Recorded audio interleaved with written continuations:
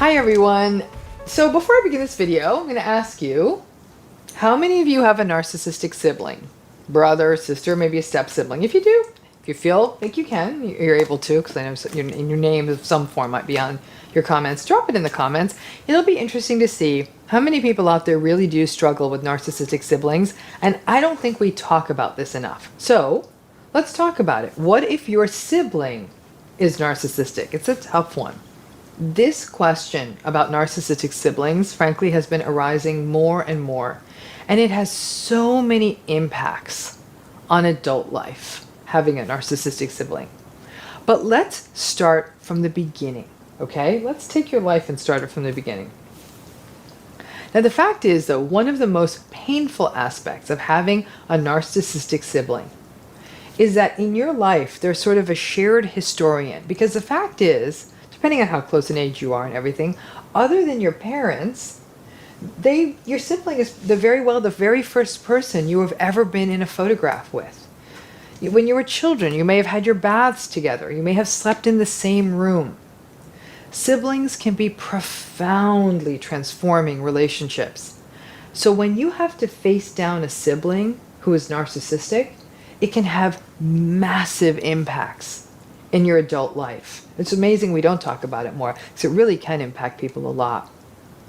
So let's start with where it may have been in childhood, if you have a narcissistic sibling.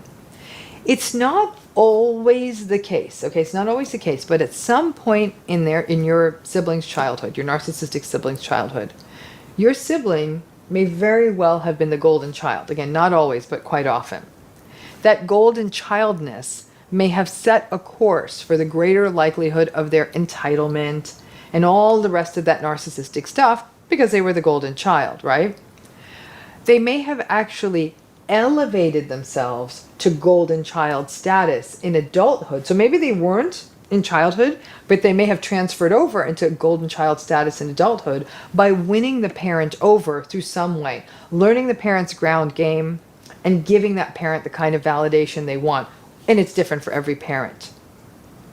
Now, where it's so challenging is that when we look at narcissistic siblings, there's a little bit of a split. Some people will say that their sibling was a nightmare for their entire lives, from the day they were a small child to now. Their sibling was always spiteful, always mean or bullying or controlling. Their sibling was the one who would suck all the attention or the oxygen out of the room. That's just how it always was. Now, while some of you, though, on the other hand, will actually look back on different memories, and you might recall your sibling was actually a friend when you were children, a confidant, and someone you had these really rich, robust shared experiences. Obviously, these are two different kinds of grief. If your sibling was always difficult, you may actually either struggle with more of a trauma-bonded relationship with them in adulthood. So for example, you may still in adulthood be trying to either win them over or even just be friends with them or help them out. Or you may struggle with the grief of having a sibling in name only. You can tell people, I have a brother, but I have to say, and I don't speak to them. But you never in your life got to have the depth and richness of a close sibling relationship because your sibling was always very difficult. In the other scenario, if you had the sibling you were close to in childhood, but then you sort of lose them in adulthood, again, you may still in adulthood have spent a lot of time trying to get things back to how they felt in childhood, those memories and those shared experiences, or you may have agonized about what the hell just happened, like who is this person, or just fully not understanding narcissism in your sibling. Or you may simply just feel the profound loss of someone to whom you were once very close and now no longer are, and with that, the loss of all those shared memories in a way. The fact that within one family, one sibling can wind up quite narcissistic as an adult, while perhaps some of your other siblings or yourself are not narcissistic, it does play into what we know about narcissism and the origins of narcissism. The fact is, it is largely a byproduct of developmental experiences interacting with your inborn temperament. It's quite possible your sibling had a more difficult temperament, or may have had, for for whatever reason, more adverse experiences or even traumatic experiences as a child. Or your sibling may have had a much easier path as a child, and your sibling was the entitled, spoiled child. It is very different in each family. For example, a parental divorce will affect children differently depending on their age. You may scratch your head and, for example, not get it because perhaps you still interact well with other siblings in your family and can't understand what happened here, or because you had decent relationship with your parents, you might say, what just happened? Because our parents are actually solid. None of this is an exact science on how people grow into narcissism. It's not just there's a narcissism gene or chip in our brain. But here you are in adulthood, and here you are managing a narcissistic sibling. It can really take a while to accept it, especially if you had a decent relationship in childhood. It can also take a while to accept it because many people out there are fiercely, almost to a fault, fiercely loyal to their family and may feel that it's just simply not okay to think this way about a sibling, or family members may push back on you for having such a negative view of your sibling. Remember that narcissistic family systems are generally kept in place by all kinds of things like flying monkeys, enabling, triangulation, and denial. And part of that is, oh, come on now, you can get along. If you grew up both having a narcissistic parent or parents and a narcissistic sibling, then all I can do is offer you my deepest condolences because it's really difficult. In that case, it's gaslighting by army. Your family life and the people in it represent a distorted and delusional reality. Everyone in the family seems to almost derive energy from each other's manipulation, toxicity, and cruelty. And if that is your story, in many cases, no contact or very gray rock is the only path forward. And the harms of this dynamic, having a narcissistic sibling and a narcissistic parent or parents, to your mental health can be potentially quite profound. Now, trauma bonding can play a big role in managing narcissistic siblings. In some cases, you may have also had, like I said, a narcissistic or at least a very egocentric or difficult parent or parents. So you're carrying that history. And so trauma bonding is your vulnerability. And with a narcissistic sibling, this can play out with you trying to continually rescue them, justifying your sibling's behavior, trying over and over again to sort of have a relationship with them and getting abused over and over again, often with sort of a sign-off by your family who is likely fine with the same abusive dynamic playing out between the two of you, the same abusive dynamic that always played out and may even feed a narcissistic parent's ego. A whole nother set of issues are grief, guilt, and the very difficult navigation of setting boundaries with your sibling while managing relationships with your other siblings or maybe other family members. The grief of not getting to, have or sustain what feels like a very important relationship, right? You can make more friends, but you can't make more siblings. There's a guilt of not being able to fix it. But what is even worse is when you finally say, I'm not doing this anymore. And this may play out as you gray rocking your sibling. It may play out in more extreme cases as no contact or as no longer engaging. Your family may not be comfortable with you sort of upending the apple cart and changing the rules of engagement that you're willing to engage in. Your parents or your family maybe have become very used to you enabling your sibling. So the pushback you're going to get on disengaging from your sibling can be quite toxic and make a difficult process even more difficult. It may mean very painful decisions, such as, for example, no longer showing up to certain family events. And obviously, all of this is made much more complicated depending on how entrenched your sibling is with your parents and with the rest of the family system, with other members of your family. If you decide to set a boundary as an adult, you can really easily be thrown into the role of being the scapegoat. And scapegoats and truth tellers, as all of you know, always get the worst of narcissistic family abuse. And when the scapegoat or the truth teller basically takes the stance of, I'm not doing this anymore. I'm just not. I'm not doing this anymore. And you set your boundaries, heaven help you. It's going to be very difficult.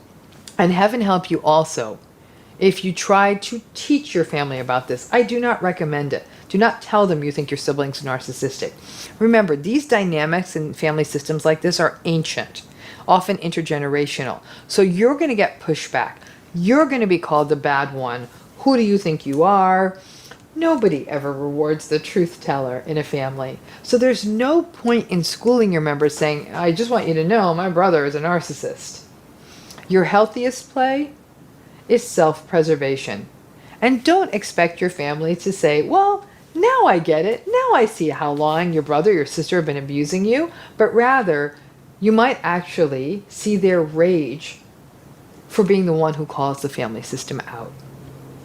Siblings are a really unique space in the narcissism world because these are relationships actually that at some level almost always had some level of rivalry built into them.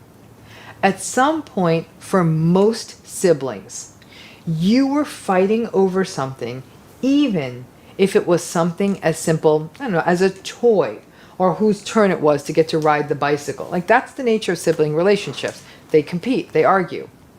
Whether you're the older sibling and your younger sibling came along and was born and rocked your world, or you're the younger sibling and for some reason they hold a grudge 50 years later that mom was so distracted by you getting born. You're not even responsible for that. You were just born. But there's, again, this competitive quality that appears, not always, but definitely more likely than not, appears in sibling relationships.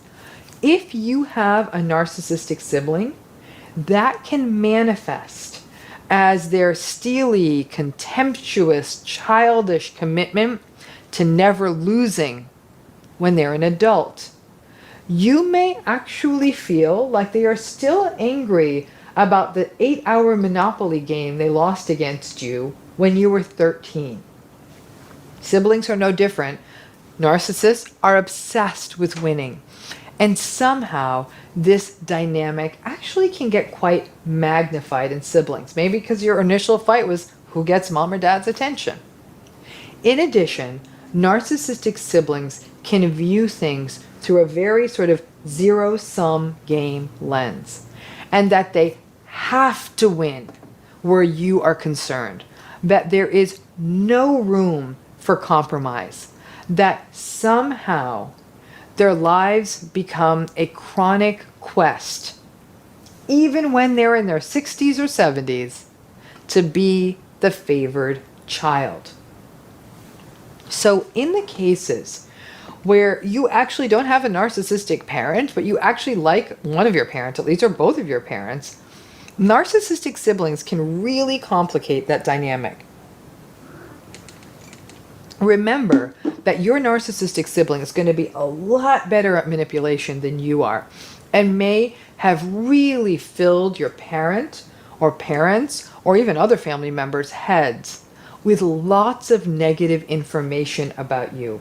And again, they may have talked to other siblings, grandparents, aunts, uncles, cousins, you name it.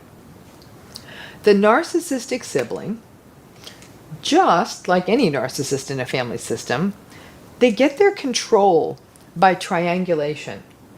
And they definitely attempt to control the narrative. This can be incredibly painful because for you, if your narcissistic sibling is spreading these really terrible stories and lies about you, It can result in estrangement and conflict with your parents, whom you might actually like, or simply make it difficult to have a relationship with them because dealing with your sibling, whom your parents may actually still be protecting, becomes the price of admission to get through to your parents. And no, once again, you are not going to be able to teach your parent about it. I am willing to bet the farm that in most cases, and I don't have a farm, but if I did, I'd be willing to bet it, that in most cases, the parent who doesn't get it is going to defend your narcissistic sibling or play the triangulation game unwittingly, saying things like, well, your brother does have a few nasty things to say about you. It's like the opposite of the lottery when it comes to engaging with narcissists. The only way to win is to not play. Then there are the logistics. Having a narcissistic sibling can have major implications for estates, trusts, wills, family businesses, family assets, healthcare decisions, caregiving, a long list of issues that may get even more and more pronounced and important as everybody in a family system gets older. It is not unusual, especially if there is money or another large asset, I don't know, like a house or something like that in play, for a narcissistic sibling to really get ensconced and really intrude into the parent or parents, do things like attempt to secure power of attorney, may even spend down family money, all kinds of things like that.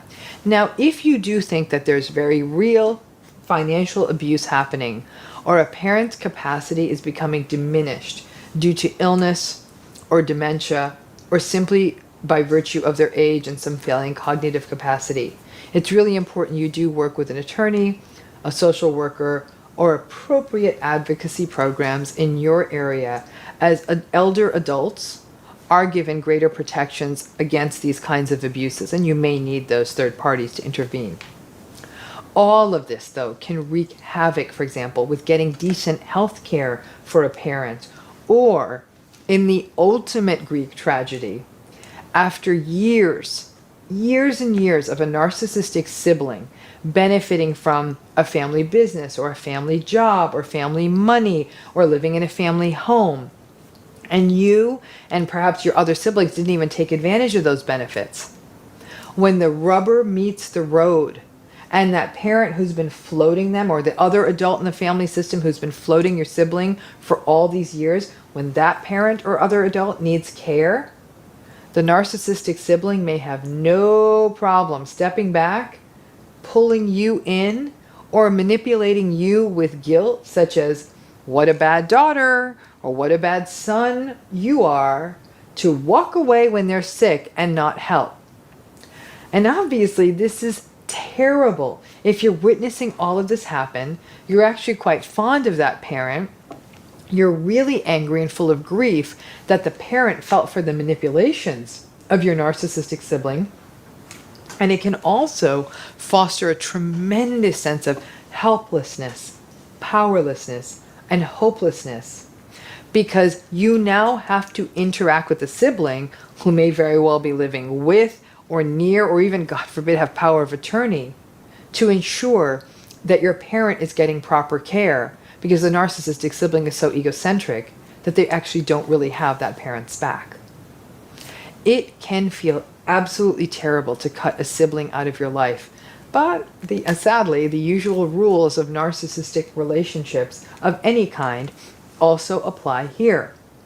Let's face it, the sibling is not going to change, and you may have a unique position of now understanding their backstory, obviously a little bit better than you would with other narcissists in their lives, because you were there during their childhood. You may not be able to explain all of this to other people, because people don't like to think siblings don't get along. You can't appeal to sentimentality of your sibling and hope that your narcissistic sibling will remember how the two of you like to hunch over your flashlights and tell ghost stories as you attempt to connect with them. And if your narcissistic sibling's groove is all about greed, there it's even going to be worse. because they will probably be even more toxic in their quest of getting more of what they feel they're entitled to in a family estate. Clinically speaking, narcissistic sibling relationships are actually a form of narcissism that I've actually seen do tremendous harm to people in adulthood at the level of narcissistic, like intimate or romantic relationships. The relationships can remain a major stumbling block. You may hear your sibling's taunting voice into adulthood. Your siblings, all the way into adulthood, may still view you as an incompetent child and reiterate that in how they talk to you or talk about you in adulthood. Your relationship with your narcissistic sibling can also destabilize other relationships you have within the family. And the combination of the narcissist's childish need to be the favorite child, but now it's no longer about who gets to have the biggest piece of cake, but about real adult issues, money, family, healthcare kind of stuff.